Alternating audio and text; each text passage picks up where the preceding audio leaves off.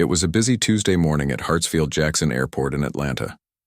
The terminal buzzed with travelers rushing to catch their flights, dragging suitcases behind them and clutching coffee cups like lifelines. Among them was James, a 34-year-old software engineer who had just finished a successful business conference. He was looking forward to getting home to Chicago, especially since his company had approved his request to upgrade to first class for the 3-hour flight. James had worked hard for this moment. After years of climbing the corporate ladder at his tech company, he finally felt comfortable spending the extra money on premium seating. The upgrade meant he could stretch his legs, enjoy a decent meal, and maybe even catch up on some sleep before diving back into his busy work schedule. He had earned this small luxury. As he approached Gate B12, James noticed the usual crowd of business travelers and vacationers waiting to board Flight 447. The gate agent's voice crackled over the intercom, announcing that first-class passengers could now board. James gathered his carry-on bag and laptop case, checking his boarding pass one more time. Seat 2A, first class. He smiled to himself, still not quite believing he was actually flying in the front of the plane. The jet bridge was crowded as James made his way onto the aircraft. He could hear the cheerful greetings from the flight crew welcoming passengers aboard. The plane was one of those newer models with spacious first-class seats that looked more like comfortable recliners than airplane seats.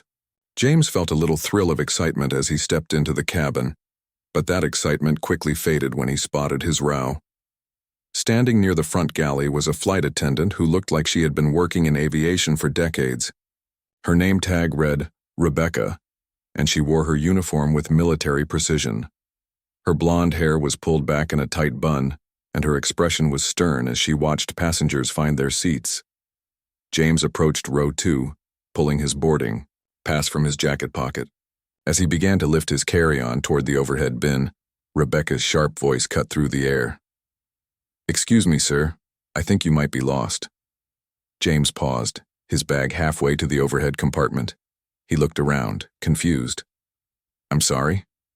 Rebecca stepped closer, her arms crossed over her chest.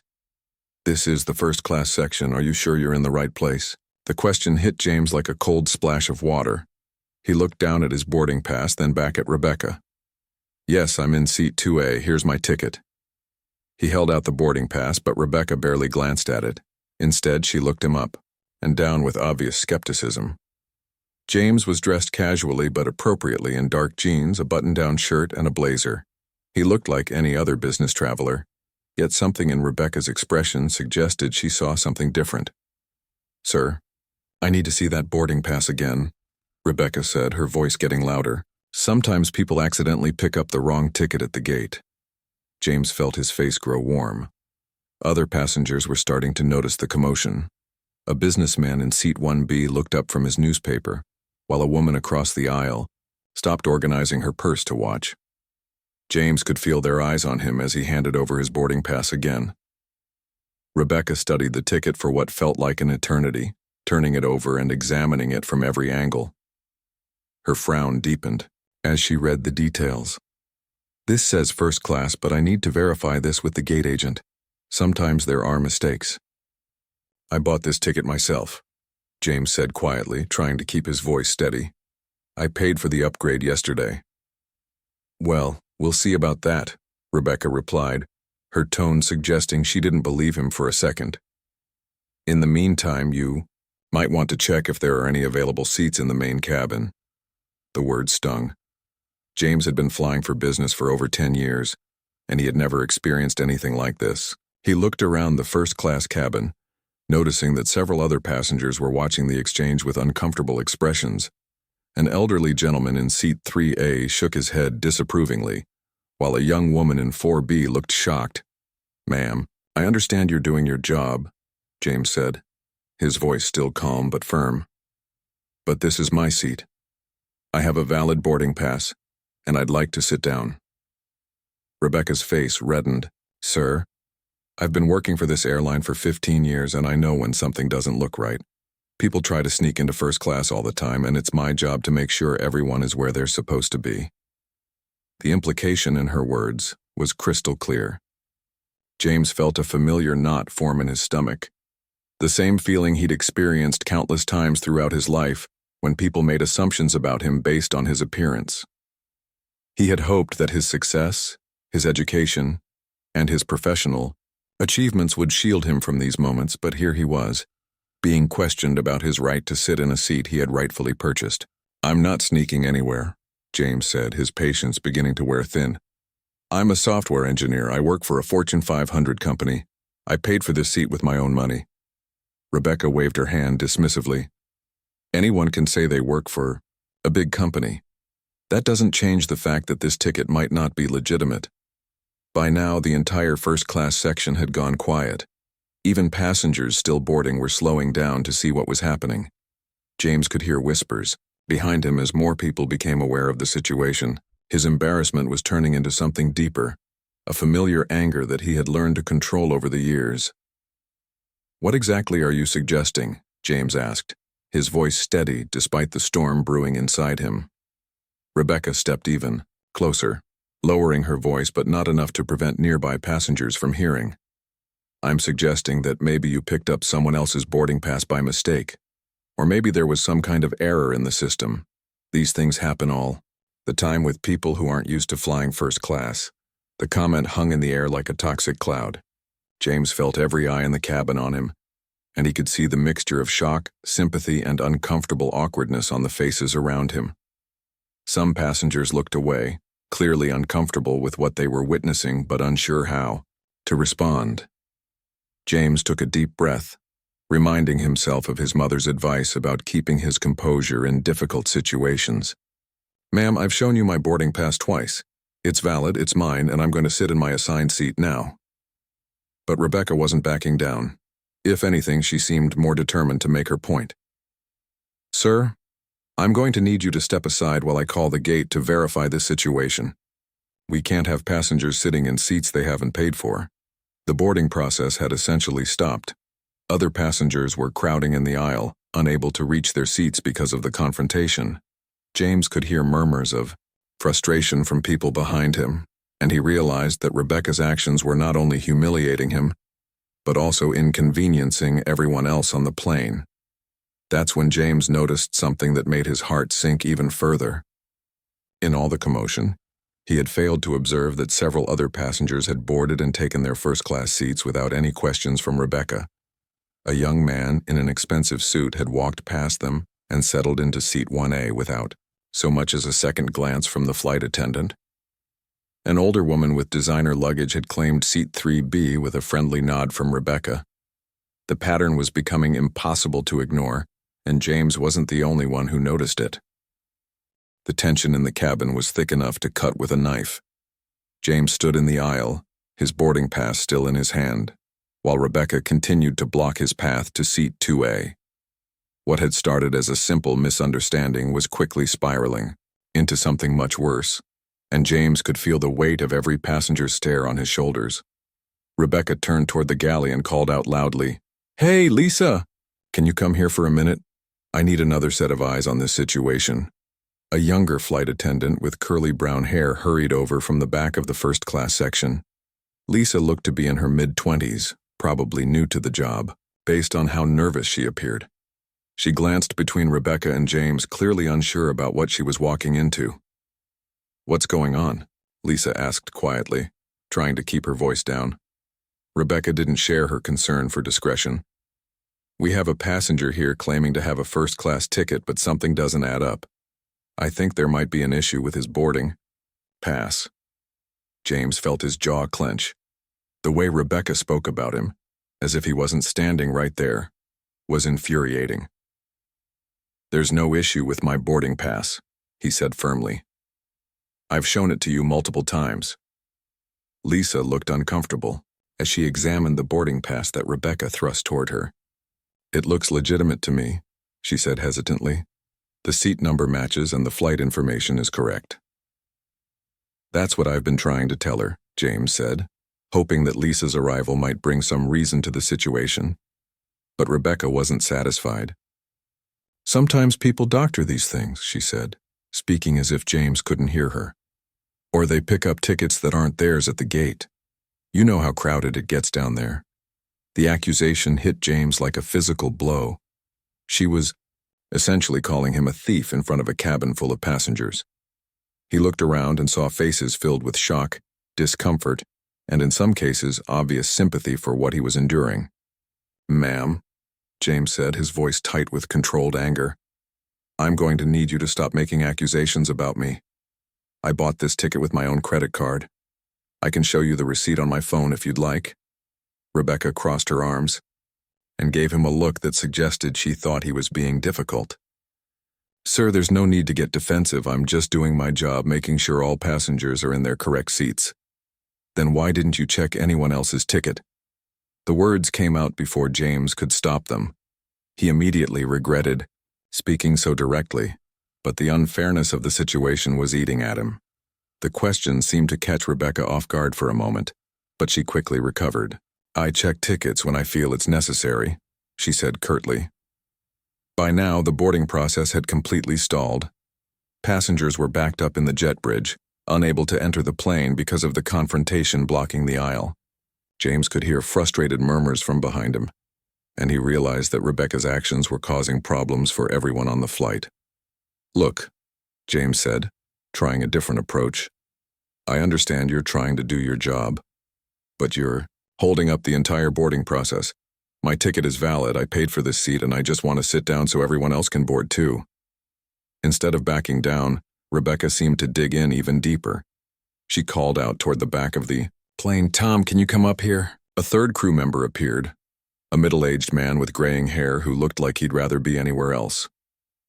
Tom surveyed the scene with tired eyes, taking in the crowded aisle, the frustrated passengers, and the obvious tension between Rebecca and James. "What's the problem here?" Tom asked, his voice carrying the weariness of someone who dealt with too many difficult situations. Rebecca immediately launched into her explanation, speaking rapidly and gesturing toward James. "This passenger is claiming to have a first-class ticket, but I have concerns about its validity. He became defensive when I asked to verify it, and now he's refusing to cooperate." James felt his face burn with embarrassment and anger. The way Rebecca was describing the situation made him sound like he was causing trouble, when all he had done was try to sit in his assigned seat. "That's not what happened," James said, his voice steady despite the storm brewing inside him. "I showed her my boarding pass multiple times. She questioned its authenticity without any valid reason." Tom looked at the boarding pass, then at James, then back at Rebecca. "The ticket looks fine to me," he said simply. But Rebecca wasn't giving up. "Tom, you know how careful we have to be about these things. People try to upgrade themselves all the time. Sometimes they get creative with their methods." The implication was clear, and James had heard enough. "I want to speak to the captain," he said firmly. "This has gone on long enough." Rebecca's eyes flashed with irritation. "Sir, the captain is busy preparing for takeoff. If you continue to be disruptive, I'll have to call airport security to remove you from the aircraft." The threat hung in the air like a bomb waiting to explode.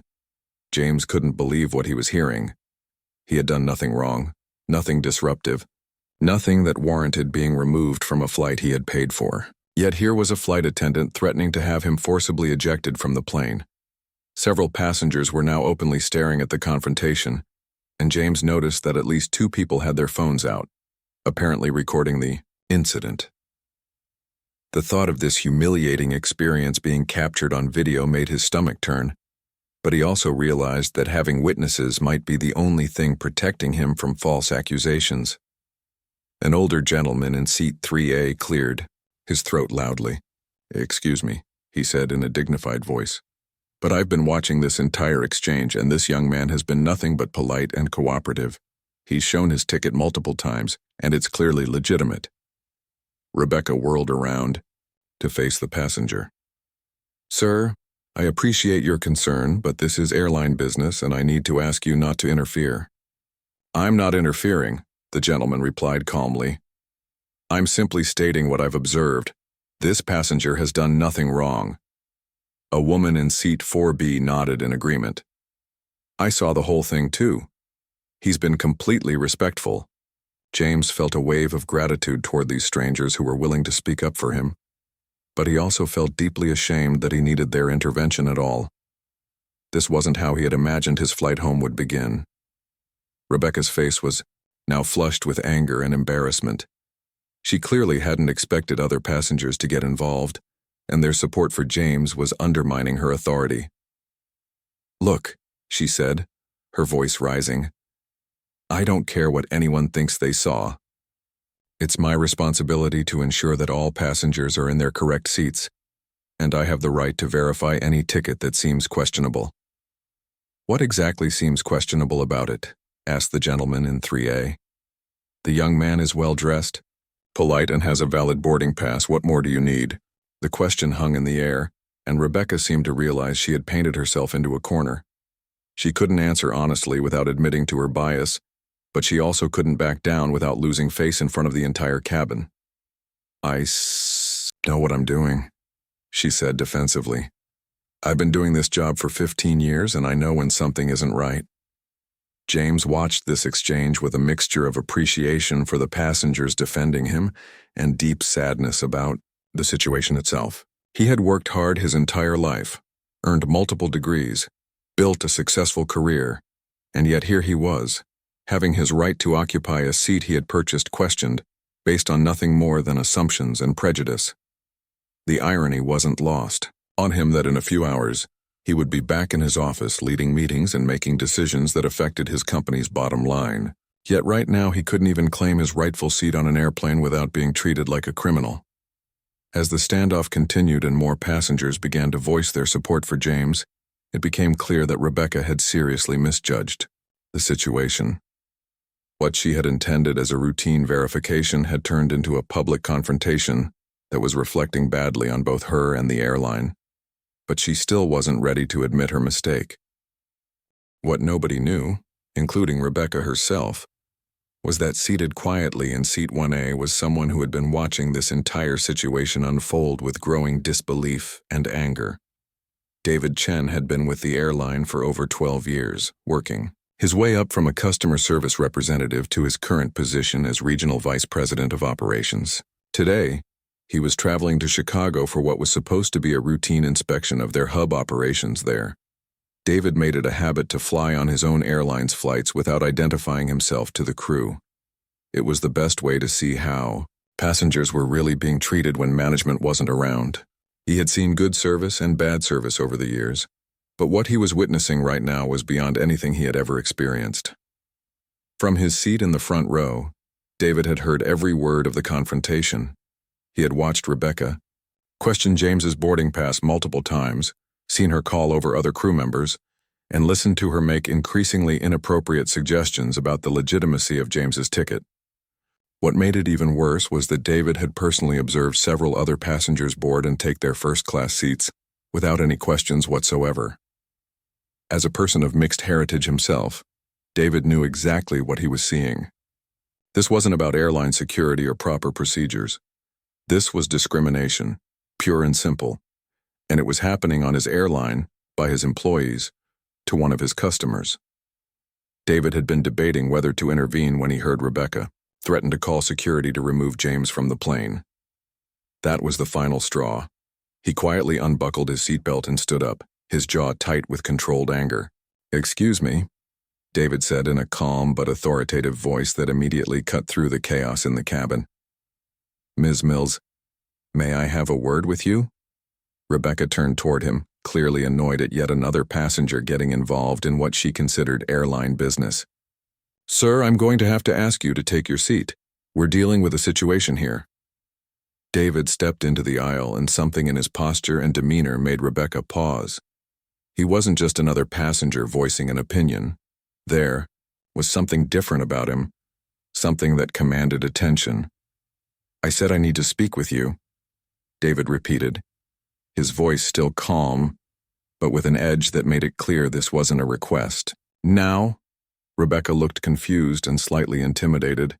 She glanced at Tom and Lisa, but they seemed just as puzzled by this passenger's sudden authority. "Sir, I really need you to return to your seat so we can resolve this matter. My name is David Chen," he said quietly, but loud enough for the nearby passengers to hear. I'm the regional vice president of operations for this airline, and right now you and I need to have a conversation in the galley. The words hit the cabin like a thunderbolt. Rebecca's face went completely white, and she actually took a step backward. Tom and Lisa exchanged shocked glances, while several passengers audibly gasped. James, who had been standing in the aisle for what felt like hours, suddenly felt his knees go weak with relief. I didn't know, Rebecca stammered. Her earlier confidence completely evaporated. No, you didn't know, David said, his voice still controlled but with an unmistakable tone of authority. Which is exactly the problem. You've been treating this passenger disgracefully, and you've done it in front of a cabin full of witnesses. We need to talk. Right now. The transformation in Rebecca was immediate and dramatic. The woman who had been so aggressive and certain of herself just moments before now looked like she wanted to disappear into the airplane floor. Her hands were visibly shaking as she realized the magnitude of her mistake. Galley. Now, David said, pointing toward the front of the plane. As Rebecca walked unsteadily toward the galley area, David turned to James. Sir, I want to personally apologize for what you've experienced today. This is absolutely unacceptable, and it does not represent the values of our airline. James was still processing what had just happened. One moment he had been facing the threat of being removed from the plane, and the next moment the airline's regional vice president was apologizing to him. Thank you, he managed to say, his voice still tight with emotion. Please take your seat, David said gently. We'll get this sorted out immediately. As James finally moved toward seat 2A, the cabin erupted in quiet conversations.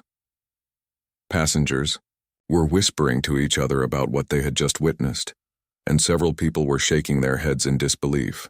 The elderly gentleman in 3A gave James an encouraging nod, while the woman in 4B offered him a sympathetic smile. Meanwhile, in the galley, David was having a very different conversation with Rebecca. Away from the passengers, his controlled professional demeanor gave way to barely contained fury. In 12 years with this company, David said, his voice low but intense, I have never seen such blatant discrimination. What exactly did you think you were doing out there? Rebecca was now crying, mascara running down her cheeks. I was just trying to make sure everyone was in the right seat. Sometimes people try to upgrade themselves, and I thought. You thought what? David interrupted. That a well-dressed professional with a valid boarding pass was somehow trying to scam his way into first class based on what evidence? I don't know. I just had a feeling that something wasn't right. A feeling, David repeated, his voice dripping with disgust. You humiliated a paying customer, disrupted the entire boarding process, and threatened to have security remove an innocent man based on a feeling? Rebecca couldn't meet his eyes. I've been doing this job for 15 years. I know when something seems off. Do you? David asked. Because I watched you let half a dozen other passengers take their first-class seats without checking their tickets at all. What was different about this passenger? The question hung in the air like an accusation, and Rebecca knew there was no good answer. She had been caught, and everyone in that cabin had seen exactly what had happened. I want you off this aircraft immediately, David continued. Your employment with this airline is terminated, effective right now. Security will escort you off the plane, and you'll receive official termination paperwork by the end of the week. Rebecca's crying intensified. Please, I've been with the company for 15 years. I have a mortgage, kids in college. I made a mistake, but please don't fire me. This wasn't a mistake, David said firmly. This was a choice. You chose to single out one passenger for treatment you didn't apply to anyone else. You chose to question his ticket repeatedly when it was obviously valid. You chose to threaten him with removal from the aircraft, and you made all of these choices in front of witnesses while representing our airline. I can do better, Rebecca pleaded. Give me another chance. Send me to training, write me up, suspend me, but please don't fire me. David shook his head. If I let this slide, what message does that send to our other employees? What message does it send to our customers? We have a zero-tolerance policy for discrimination, and you violated it in the most public way possible. Through the galley opening, David could see that passengers were still boarding, though much more slowly than usual. The disruption Rebecca had caused was still affecting the entire flight, and David knew that word of this incident would likely spread far beyond the aircraft. "Tom," David called to the other flight attendant, "please contact the gate and request airport security. Ms. Mills will be leaving the aircraft." Tom nodded nervously and reached for the phone. Lisa stood nearby, looking shocked and probably wondering if her own job was in jeopardy for having been involved in the situation. "Lisa," David said, addressing her concerns, "you tried to de-escalate the situation and you correctly identified that the passenger's boarding pass was legitimate. You're not in any trouble, but I want you to use this as a learning experience about how important it is to speak up when you see something wrong." Lisa nodded gratefully, clearly relieved that she wasn't facing the same fate as Rebecca. As they waited for security to arrive, David returned to the cabin to check on James and address the other passengers. The mood in first class was tense, with everyone aware that they had witnessed something significant. "Ladies and gentlemen," David announced to the first-class cabin, "I want to apologize for the disruption to your boarding experience today. What happened here was completely unacceptable and does not reflect our airline's values or policies." Several passengers nodded in approval, while others continued to look uncomfortable about the entire situation. The gentleman in 3A spoke up again. "I'm glad to see you taking action," he said. "What that young man experienced was shameful." David nodded. "We have strict policies against discrimination of any kind, and those policies will be enforced." As security officers appeared at the front of the plane to escort Rebecca off the aircraft, James sat in his seat, finally able to process what had just happened. The relief he felt was overwhelming, but it was mixed with sadness about the entire experience. He wondered how many other people had been through similar situations without someone like David there to witness it. The atmosphere in the first-class cabin was electric with tension as everyone waited to see what would happen next. James sat in his seat, still trying to process the whirlwind of events that had just unfolded. One moment he had been facing the humiliation of being removed from the plane, and the next moment the airline's regional vice president was personally handling his case. David Chen stood near the galley, his phone pressed to his ear as he spoke in urgent, hushed tones with someone at the airline's headquarters. From what James could overhear, David was briefing his superiors about the incident and the immediate action he had taken. The conversation was clearly serious, with David explaining the situation in detail and confirming that Rebecca's employment had been terminated on the spot. Meanwhile, 2 airport security officers had boarded the plane and were speaking quietly with Rebecca in the galley area. She was no longer crying, but her face was pale and drawn, like someone who had just realized their entire life was about to change.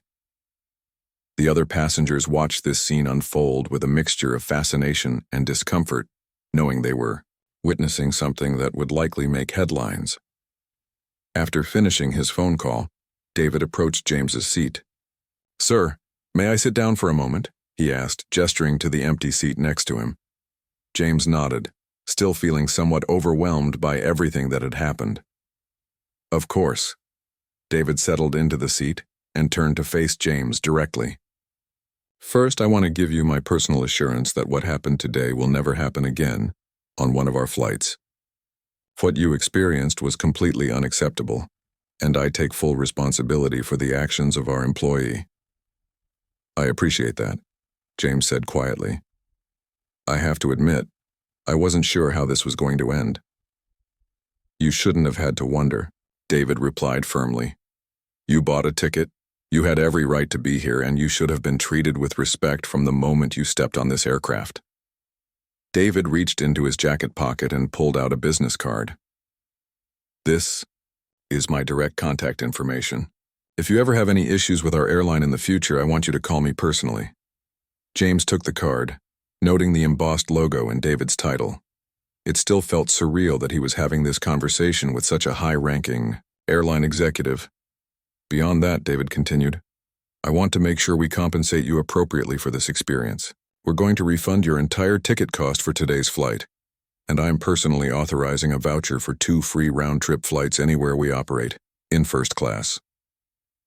Several nearby passengers had been listening to this conversation, and James could see approving nods from the gentleman in 3A and the woman in 4B. The compensation was generous, but James suspected that David was thinking about more than just making him happy. He was probably concerned about potential lawsuits and negative publicity. "That's very generous," James said. "But honestly, what I really want is to make sure this doesn't happen to other people." David's expression grew more serious. "You're absolutely right, and that's exactly what we're going to do. This incident is going to trigger a complete review of our training programs. Every flight attendant in our system is going to go through updated sensitivity and bias training within the next 60 days. As they talked, James noticed that Rebecca was being escorted off the plane by the security officers. She walked past his row without making eye contact, her head down and her shoulders slumped in defeat. James felt a complex mix of emotions, watching her leave. Satisfaction that justice had been served, but also some sympathy for someone whose career had just ended in such a public and humiliating way. The elderly gentleman in 3A leaned forward. "Excuse me," he said to David. "I just wanted to tell you that I'm impressed by how quickly you handled this situation. I've been flying for 40 years and I've seen my share of problems, but I've never seen an airline executive step in like this." David nodded appreciatively. "Thank you, sir.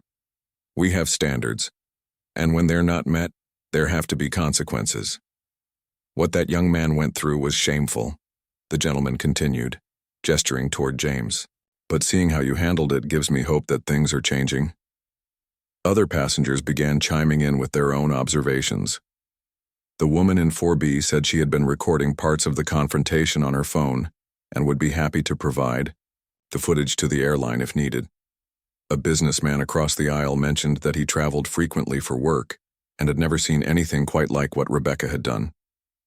"I have to ask," James said to David, "what made you decide to step in? You could have just watched from your seat and reported it later." David was quiet for a moment, choosing his words carefully. "I've been in this industry for over a decade, and I've seen how badly things can go when discrimination isn't addressed immediately. But beyond that, as someone who's faced my own share of assumptions and prejudice over the years, I knew exactly what you were going through in that moment." The honesty in David's response struck James deeply. It was clear that this wasn't just about corporate policy or damage control for David. It was personal. "The truth is," David continued, "I travel incognito on our flights specifically to see how our customers are treated when management isn't around. Most of the time I see good service. Sometimes I see problems that need to be addressed.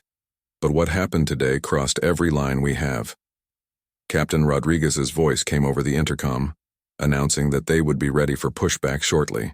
The boarding process had finally been completed, though it had taken much longer than usual due to the disruption. David stood up to return to his seat, but before he left, he turned back to James. "There's one more thing I want to discuss with you, but not here. When we land in Chicago, would you be willing to meet with me at the airport? I have a proposition that might interest you." James was curious but agreed to the meeting. As David returned to his seat in 1A, the captain's voice came over the intercom again. "Ladies and gentlemen, this is Captain Rodriguez speaking. I want to personally apologize for the delay in our departure this morning. We experienced an issue during boarding that required immediate attention from our management team. I want to assure all passengers that the situation has been resolved, and we are committed to providing everyone on board with the respectful, professional service you deserve."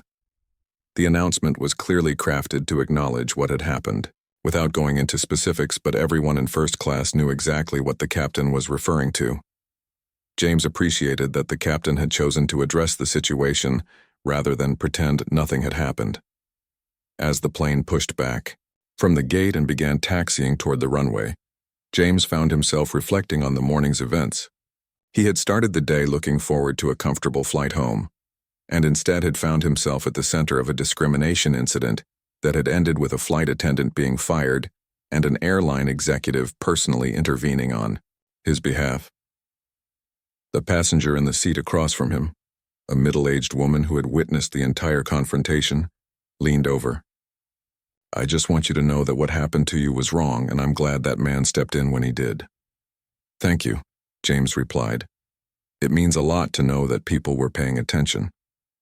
"Oh, we were definitely paying attention," she said. "And I think a lot of us were wondering if we should have spoken up sooner." The gentleman in 3A overheard this conversation. "I've been thinking the same thing," he said. "We all saw what was happening, but it took that executive stepping in before the situation really got resolved." This comment sparked a broader conversation among the first-class passengers about bystander responsibility and when people should intervene in situations like this. Several passengers admitted they had felt uncomfortable during the confrontation, but hadn't been sure how to help. James listened to these conversations with interest, realizing that his experience had affected not just him, but everyone who had witnessed it. People were questioning their own actions and thinking about how they might handle similar situations in the future.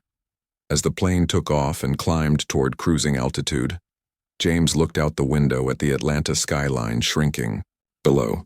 He had no idea that his simple business trip would turn into something that would change not just his own life, but potentially the policies and training programs of an entire airline. The flight attendant named Lisa approached his seat with a genuine smile. "Can I get you anything to drink, sir? And again, I want to apologize for what happened during boarding." "Thank you, Lisa. I'll have a coffee, and I want you to know that you handled yourself well in a difficult situation." Lisa looked relieved. "I've never experienced anything like that before. I'm just glad Mr. Chen was there to set things right." As she walked away to get his coffee, James settled back in his seat, finally able to relax for the first time since boarding the plane. He had no idea what David wanted to discuss with him in Chicago, but he was curious to find out. Whatever it was, James had a feeling that this flight was going to be remembered as a turning point, not just for him personally, but for how the airline handled issues of discrimination and bias. The plane touched down at Chicago O'Hare Airport exactly on schedule, despite the dramatic events that had delayed their departure from Atlanta. As passengers began gathering their belongings and preparing to exit, James noticed that several people were still talking quietly about what they had witnessed during boarding. The incident had clearly left a lasting impression on everyone in the first-class cabin. David Chen appeared at James's seat as the plane taxied to the gate. "Are you still available for that conversation I mentioned?" he asked. "There's a quiet lounge near this gate where we can talk privately." James nodded, curious about what David wanted to discuss. As they walked off the plane together, several passengers made a point of saying goodbye to James and expressing their support for how he had handled the situation. The elderly gentleman from 3A even shook his hand and said, "You conducted yourself with real dignity back there, young man." 20 minutes later, James and David were seated in a comfortable corner of the airline's premium lounge, away from other travelers. David had ordered coffee for both of them and pulled out a tablet, which he placed on the small table between their chairs. "I want to start by showing you something," David said, swiping to open what appeared to be a news app. "This incident hasn't stayed on the plane." James leaned forward and saw several social media posts featuring photos and short videos from their flight. The woman in 4B had apparently posted about what she witnessed, and her post was already being shared hundreds of times. Another passenger had written a detailed account of the confrontation on Twitter, praising David's intervention and calling for better training for airline staff. "This is going viral," David said, scrolling through more posts. "By tomorrow morning, this story is going to be all over the news. Our corporate communications team is already working on a response." James felt his stomach drop. The last thing he wanted was to become the center of a media circus. "I never asked for any of this attention." "I know you didn't," David said gently, "and we're going to do everything we can to protect your privacy. But the reality is, this story is out there now, and it's going to get bigger before it gets smaller." David paused and looked directly at James. "Which brings me to why I wanted to talk to you. Our airline is about to face some serious questions about our training, our policies, and our culture. We need to make real changes, not just issue a public apology and hope this blows over." "What kind of changes?" James asked. Complete overhaul of our bias and sensitivity training programs for starters. New policies for handling situations like this. Better reporting systems for passengers who experience discrimination. But honestly, all of that is just paperwork unless we have the right people involved in making it happen. David leaned forward, his expression becoming more serious. James, I looked up your background during the flight. Software engineer, Stanford graduate, 10 years of experience in tech, including some work on AI systems that help identify bias in hiring practices. You understand both the technical and human sides of these issues. James was surprised that David had researched him, but he was beginning to see where this conversation was headed. I want to offer you a consulting position with our airline, David continued. 6-month contract initially, to help us rebuild our training programs from the ground up. You'd work directly with our human resources team, our legal department, and senior management to create something that actually makes a difference. The offer caught James completely off guard. You want me to work for the airline that just discriminated against me? I want you to help us make sure it never happens to anyone else, David replied. Look, I could hire any number of consulting firms to come in and write us new policies. They'd create a nice presentation, charge us a fortune, and 6 months from now we'd be right back where we started. But you've actually lived this experience. You know what it feels like to be on the receiving end of bias, and you have the technical skills to help us build better systems. James was quiet for a moment, processing the unexpected turn his day had taken. What would this actually involve? David pulled up another document on his tablet. Review all our current training materials, interview flight attendants and gate agents about their experiences and challenges, work with our data team to analyze patterns and customer complaints, and design new training programs that actually change behavior instead of just checking boxes. And you think the company would actually listen to recommendations from someone who was just discriminated against by your employee? James, in about 6 hours, this story is going to be on the evening news. By tomorrow, we're going to have civil rights organizations calling for boycotts, shareholders asking questions, and competitors using this against us in their marketing. Trust me, the company is going to be very motivated to listen to anyone who can help us fix this problem. David was right, and James knew it. The viral nature of social media meant that corporate mistakes could become major scandals within hours. Rebecca's actions hadn't just cost her a job. They had potentially cost the airline millions of dollars in lost business and damaged reputation. There's something else, David added. This morning's incident is probably going to inspire other people to come forward with their own stories. We need to be prepared for that, and we need to have real solutions ready, not just corporate speak. As if to prove David's point, his phone buzzed with a text message. He glanced at it and shook his head. That's our communications director. Apparently, 3 more passengers have already contacted local news stations to report similar experiences on our flights over the past year. James felt a familiar anger rising in his chest. So this wasn't an isolated incident? Probably not, David admitted. Which is exactly why we need someone like you to help us figure out how widespread this problem really is, and what we're going to do about it. They talked for another hour, with David outlining the scope of the consulting role, and James asking detailed questions about the company's willingness to implement real changes. The more they discussed it, the more intrigued James became with the possibility of turning his negative experience into something positive. I need to think about this, James finally said. It's a big decision, and honestly, I'm still processing everything that happened today. Of course, David replied, handing him a folder with more detailed information about the consulting proposal. Take all the time you need, but I hope you'll seriously consider it. You have a chance to make a real difference here. As they prepared to leave the lounge, David's phone rang. He answered it and spoke for several minutes, his expression growing more serious with each passing moment. That was our CEO, he said after hanging up. The story has been picked up by CNN. They want to interview both of us tomorrow morning. James felt overwhelmed. I'm not ready for television interviews. You don't have to do anything you're not comfortable with, David assured him. But I want you to know that your story is already making an impact. In the past 3 hours, we've received over 200 emails from employees volunteering to help improve our training programs. People are paying attention, and they want to be part of the solution. Over the following weeks, the story continued to gain momentum. Videos of the incident were viewed millions of times across various social media platforms. Rebecca's actions became a case study in corporate training programs across multiple industries. The airline faced intense scrutiny, but also received praise for David's immediate response and their commitment to making systemic changes. James ultimately decided to accept the consulting position. His first recommendation was to implement a program where senior executives regularly flew as regular passengers, without identifying themselves to the crew.